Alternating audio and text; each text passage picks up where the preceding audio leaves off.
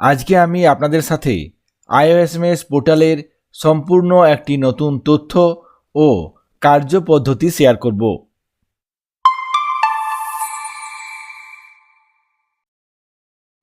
IOSMS পোর্টালের গুরুত্বপূর্ণ এই কাজটি আপনাদের সাথে শেয়ার করার জন্য এখানে আইওএসএমএস পোর্টাল ওপেন করে নিয়েছি। এরপর নির্দিষ্ট ইউজার আইডি, পাসওয়ার্ড এবং ওটিপি ব্যবহার করে লগ ইন করে নেব। এখানে আমি আইওএসএমএস পোর্টালে লগ ইন করে গেছি। এরপর এই পোর্টালের যে নতুন অপশন, যে নতুন ফাংশনালিটি যোগ করা হয়েছে সেই পদ্ধতিটি আমরা দেখে নেব। আইওএসএমএস পোর্টালের এখানে বিদ্যালয়ের নাম থাকে, তারপর নিচের দিকে বিভিন্ন অপশানসগুলো থাকে। এখানে দেখলেই আপনারা দেখতে পাবেন নতুন একটি অপশান চলে এসেছে। এখানে দেখুন online file tracking system. IOSMS পোর্টালে কিভাবে অনলাইন ফাইল ট্র্যাকিং সিস্টেমে কাজ করবেন, কিভাবে এই কাজটি আপনারা করতে পারবেন, সেই বিষয়টি আজকে শেয়ার করব। অনলাইন ফাইল ট্র্যাকিং সিস্টেম খুবই একটি গুরুত্বপূর্ণ অপশান চালু করা হয়েছে। এক্ষেত্রে আমাদের সাবমিট করা ফাইলটি কোথায়, কিভাবে, কোন অবস্থায় আছে সেটি আমরা অনলাইন মাধ্যমে সহজেই দেখতে পারবো। প্রত্যেকটি ফাইলের অবস্থা ট্র্যাক করতে পারবো। এক্ষেত্রে আমাদের প্রত্যেকটি কাজের জন্য ফাইল সিস্টেমের নতুন পদ্ধতি চালু হয়েছে। আমরা যেভাবে ডিআই অফিসে গিয়ে কোনো একটি কেসের জন্য ফাইল সাবমিট করি, সেভাবে আমাদের সাবমিট অবশ্যই করতে হবে।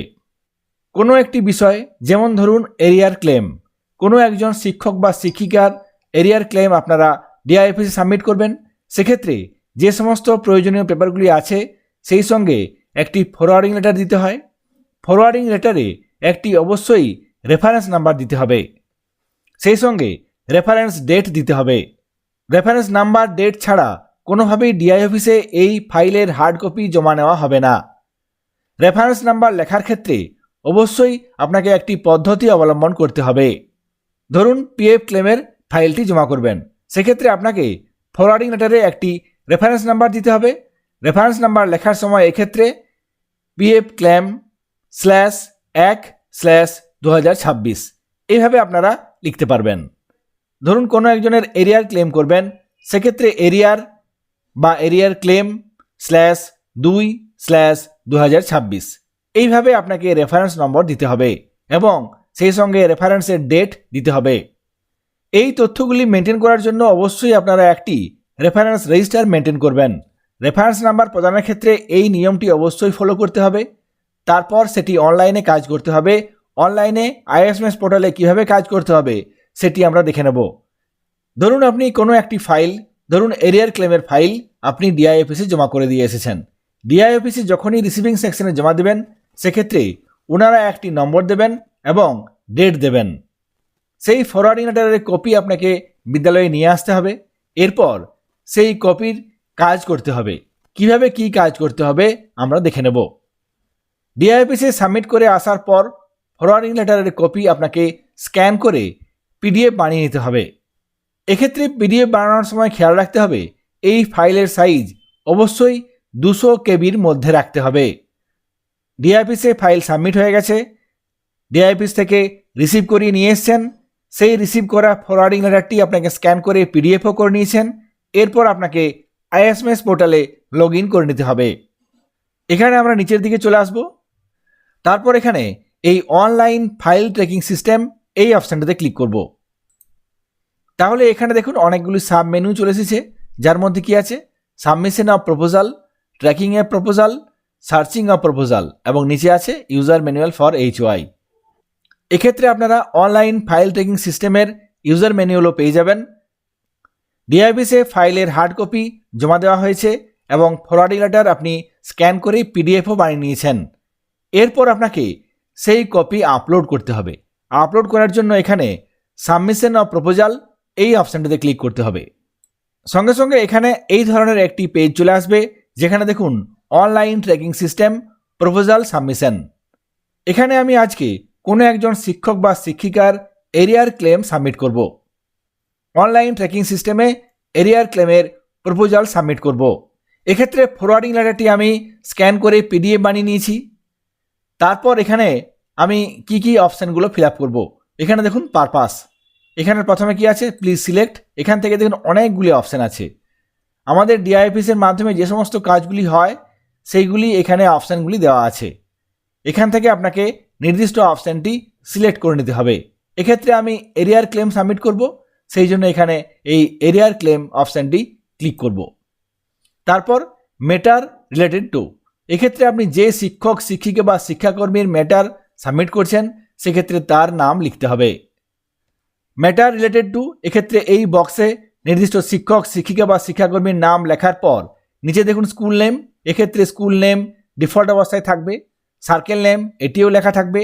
তারপর নিচে দেখুন reference memo number of the letter of the school, আপনি যে ফরওয়ার্ডিং লেটারটি দিয়েছেন তার একটি রেফারেন্স মেমো নাম্বার আছে।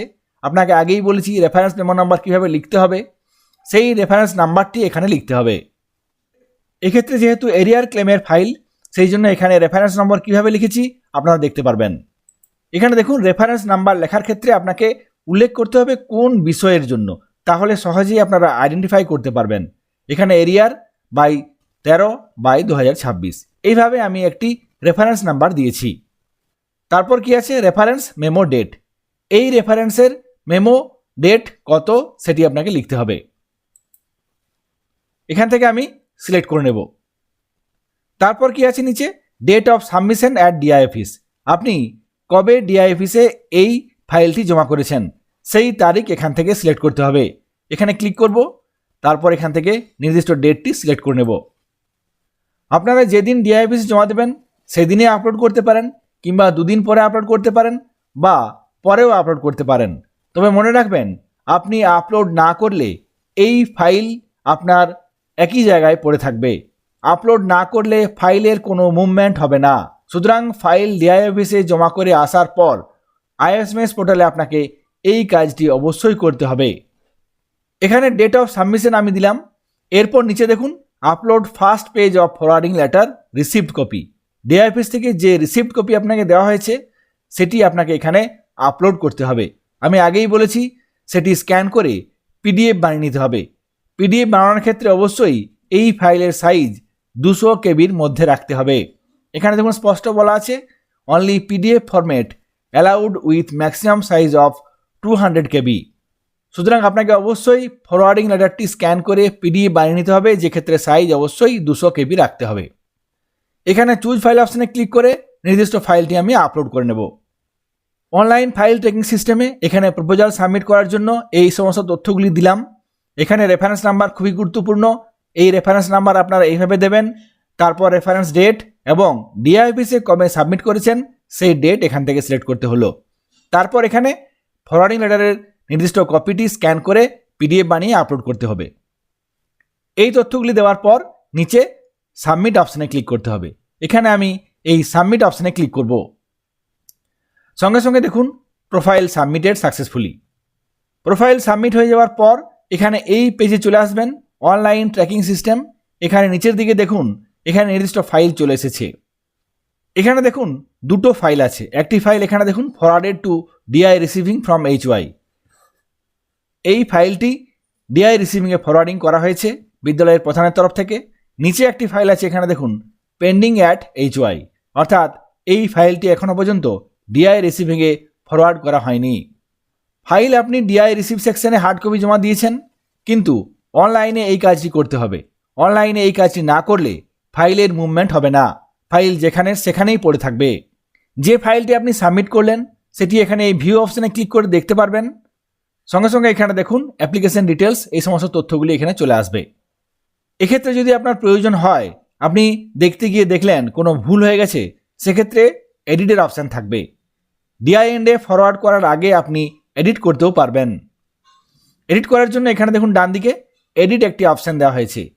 এই এডিট অপশানে ক্লিক করে আপনি নির্দিষ্ট অপশানগুলি আবার এডিট করতে পারবেন এবং সাবমিট করতে পারবেন। এরপর আমি ডান দিকে চলে যাব। এখানে দেখুন একটি ফাইল এরিয়ার ক্লেমের ফাইল।